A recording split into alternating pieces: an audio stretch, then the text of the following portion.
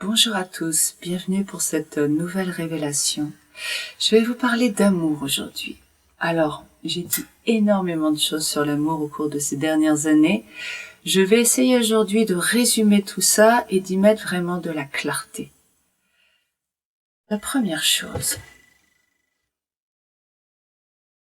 si vous avez regardé la révélation qui s'appelle Comment asservir une planète, vous vous rendrez compte que, j'espère, tout ce que nous avons appris au niveau humain sur comment ça fonctionne l'univers est en fait une vision erronée de la réalité.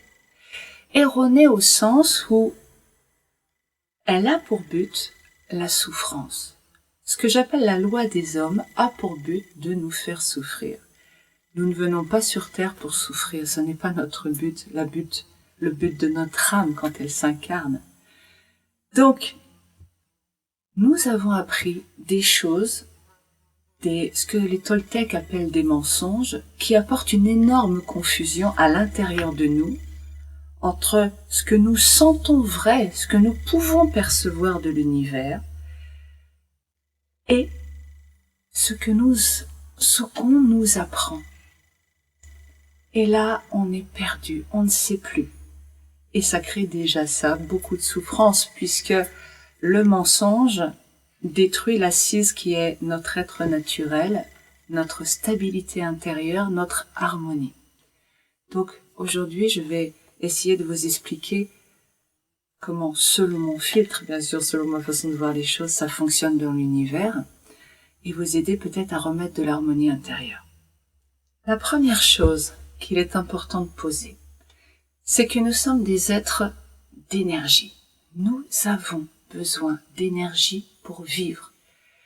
Cette énergie, il y en a de plein de types différents dans notre environnement, mais celle qui nous est absolument nécessaire, c'est l'énergie d'amour inconditionnel. Inconditionnel.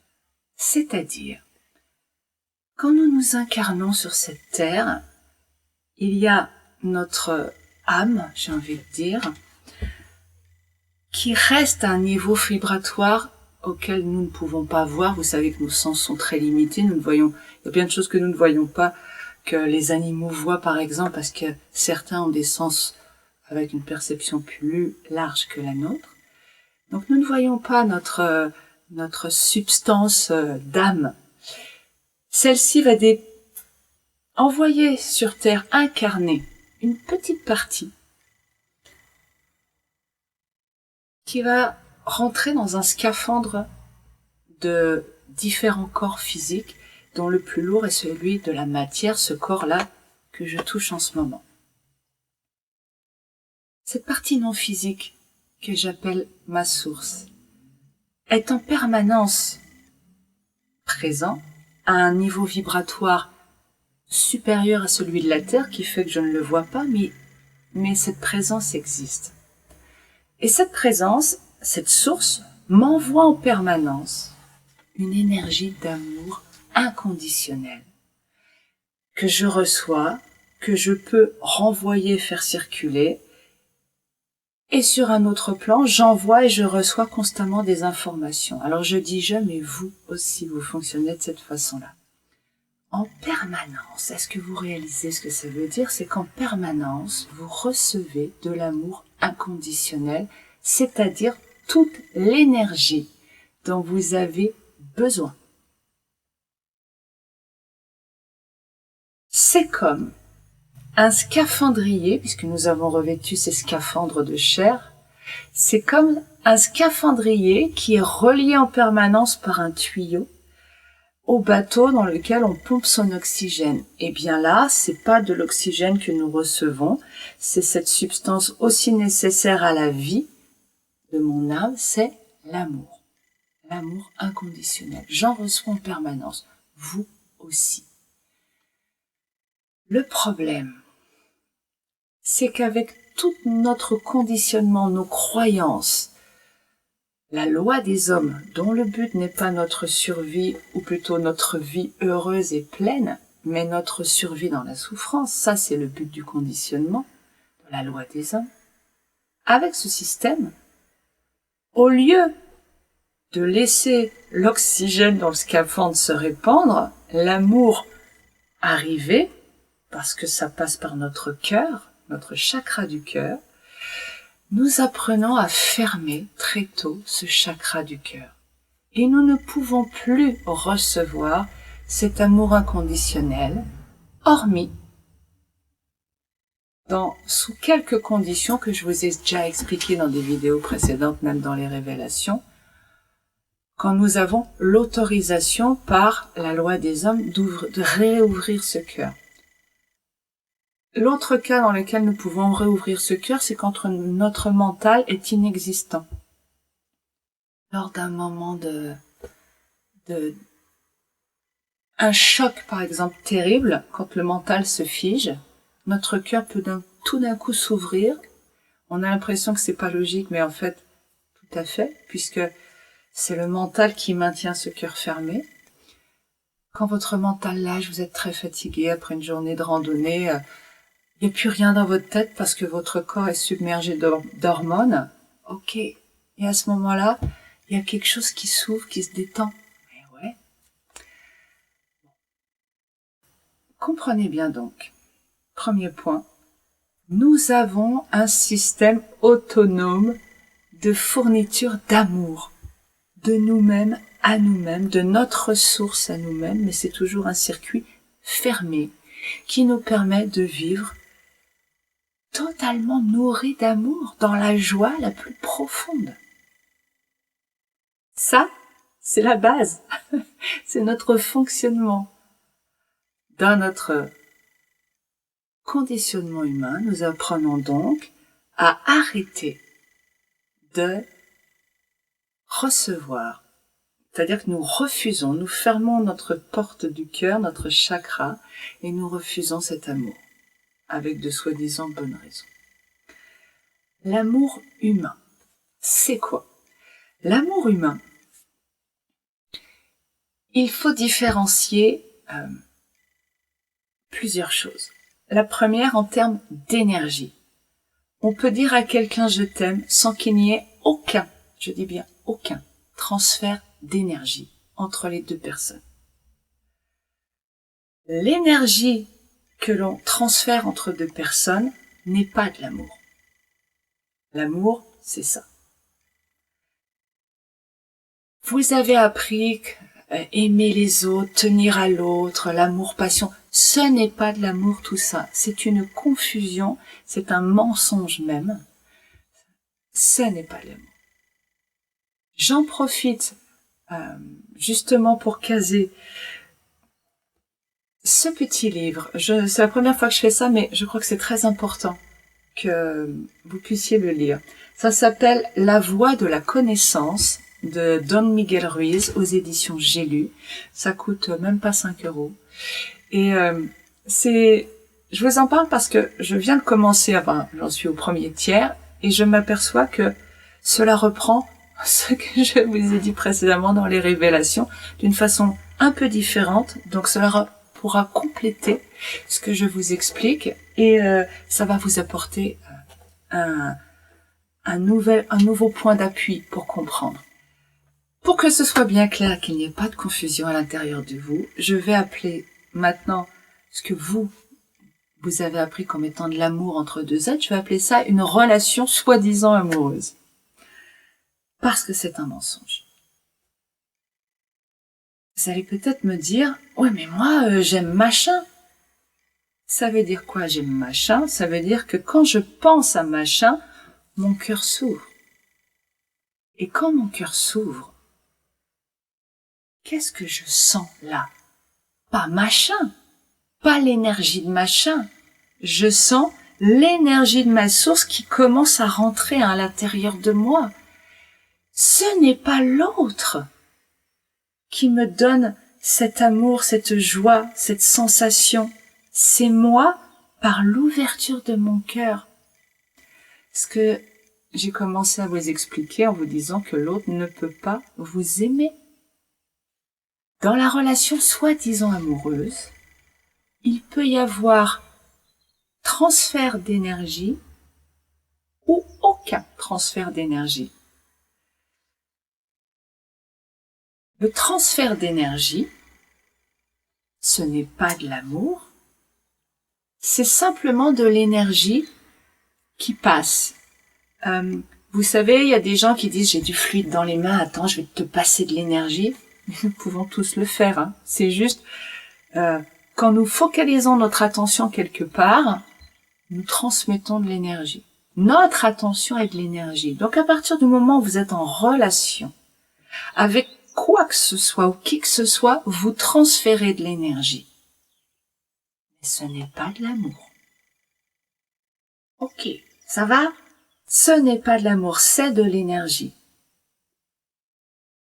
Qu'est-ce qui se passe? Pourquoi vous croyez que c'est ce transfert d'énergie ou que dans la relation amoureuse, il y a de l'amour?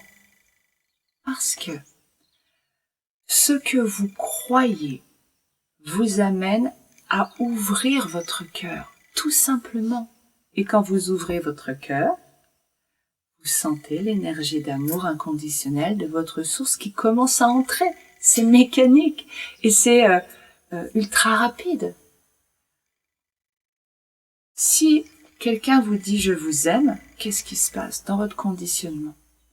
Vous avez appris qu'être aimé, c'est bien. Vous êtes quelqu'un de bien parce que l'amour était une récompense quand vous étiez petit, quand vous faisiez les choses bien. C'était positif. Donc, vous vous sentez à ce moment-là le droit, la récompense, c'est « j'ouvre mon cœur ». Pour dire encore autrement les choses, dès petit, vous avez appris que si c'était mal, vous étiez puni. Mais en fait, inconsciemment, ce qu'on vous apprend des petits, c'est à fermer votre cœur. À vous-même, bien sûr. Mais ça, vous ne le savez pas et on ne vous le dit pas. Et si c'est bien, ouvrir votre cœur. Ce n'est pas d'avoir un bonbon qui fait que vous vous sentez bien. Le jour où vous êtes en colère contre vous-même, on peut vous donner 40 bonbons, vous en fichez royalement. Le jour où vous êtes en colère contre vous-même, où vous vous sentez coupable, il peut y avoir 50 personnes qui vous disent que vous êtes merveilleux et qu'ils vous aiment, vous vous en foutez complètement. Ça ne rentre pas en vous. Mais non, mais ça ne rentre jamais en vous. C'est juste, vous voyez à l'extérieur un droit à agir sur votre intérieur. Le seul sentiment d'amour que vous pouvez avoir, c'est quand vous ouvrez votre chakra du cœur. Ouais, mais quand je suis en couple, je fais les questions et les réponses comme d'habitude. Ouais, mais quand je suis en couple, moi je me sens plein d'amour, enfin voilà, on se fait des câlins, c'est bon. Bien sûr, le contact d'un autre corps que le mien est nécessaire physiologiquement. C'est prévu pour me permettre de sécréter des hormones de bien-être. Tout ça dans le but de la reproduction, mais n'empêche que c'est nécessaire, la sexualité est nécessaire, ça fait partie de notre équilibre. Ce corps a des nécessités physiologiques. Il est important de ne pas oublier et de considérer avec bienveillance. Donc quand je fais un câlin à mon copain, à mon amoureuse, mon corps me permet de sécréter des hormones, c'est super. Je me sens bien. Pourquoi je me sens aussi merveilleusement remplie d'amour? C'est pas le sien. C'est je me sens aimée. Et quand je me sens aimée dans notre conditionnement, nous avons appris que bien égale récompensé, c'est-à-dire bien égale j'ai le droit d'ouvrir mon cœur. Pour certains d'entre nous, qui avons eu un cœur fermé depuis si longtemps, nous ne savons même plus comment ouvrir un cœur. Il y a eu de nombreux traumatismes dans nos vies d'humains qui nous ont amenés à penser que si on aimait à nouveau, que si on s'ouvrait à l'autre, on allait souffrir. Ce qui fait que, quel est le problème là-dedans? Et je vais revenir sur si nous nous ouvrons à l'autre, nous allons souffrir. Quel est le problème de cette croyance? Le problème, c'est que notre cœur reste fermé en permanence, non seulement à l'autre, mais à nous-mêmes, à tout, à l'univers. Nous n'apprenons pas la nuance, nous n'apprenons pas à ouvrir le robinet à 0,25%. Nous apprenons tout ou rien. Si je subis une blessure amoureuse, dans mon cas, mon mari qui est parti il y a bien longtemps, qui est parti, qui demande le divorce, je n'aimerai plus, je ne peux plus aimer, je suis une mauvaise personne. Et voilà. S'il est parti, c'est que je n'ai pas de valeur, c'est ce que j'ai appris, hein, c'est ce que j'ai cru aussi. Et là, mon cœur s'est refermé et je vivais dans un désert glacé. Mais si au lieu de croire que je ne vaux rien parce que l'autre s'en va, je crois simplement qu'il s'en va parce que c'est bon pour lui et que là, me retrouver seul un moment, ça va être bon pour moi ou c'est bon pour moi, tout simplement. Il n'y a plus de désert glacé et il n'y a plus de cœur qui se ferme. Ce n'est pas la réalité qui fait ouvrir ou fermer nos cœurs, c'est la croyance. Et nous apprenons à avoir un cœur fermé définitivement. Non pas dans la demi-mesure, non pas une flexibilité, j'ouvre, je ferme. Encore deux choses. La première, donc, plus nous nous côtoyons des gens qui ont un cœur ouvert, plus nous nous rappelons et nous ressentons ce que c'est. Les neurones miroirs, ceux qui nous permettent d'imiter inconsciemment les comportements d'autrui, se mettent à jouer et nous nous mettons par mimétisme à rouvrir nous-mêmes notre cœur parce que la lumière fait naître la lumière ne provoque pas l'obscurité. C'est une image. Quand je vois quelqu'un qui sourit, par mimétisme, je me mets à sourire. Quand je sens quelqu'un qui est heureux, par mimétisme, je vais commencer à rouvrir mon cœur. Et plus je me rends compte de gens et je fréquente de gens qui sont dans l'ouverture de leur cœur, heureux eux-mêmes, pour eux-mêmes et par eux-mêmes, plus je vais les imiter. Autrement dit, plus vous vivez avec des gens qui ne s'aiment pas et avec une vision négative du monde, plus vous entrez dans un cercle vicieux de souffrance. D'où les lectures inspirantes, d'où la rencontre de gens inspirants, d'où regarder des vidéos inspirantes. Je vais terminer sur un point qui n'est pas le moins important d'ailleurs. La souffrance dans la relation. La souffrance de la relation, soi-disant amoureuse, elle vient de plusieurs choses. 1. L'attirance, je vais plutôt dire ça, l'attirance entre deux êtres est une attirance de négativité à négativité. C'est horrible ce que je suis en train de dire.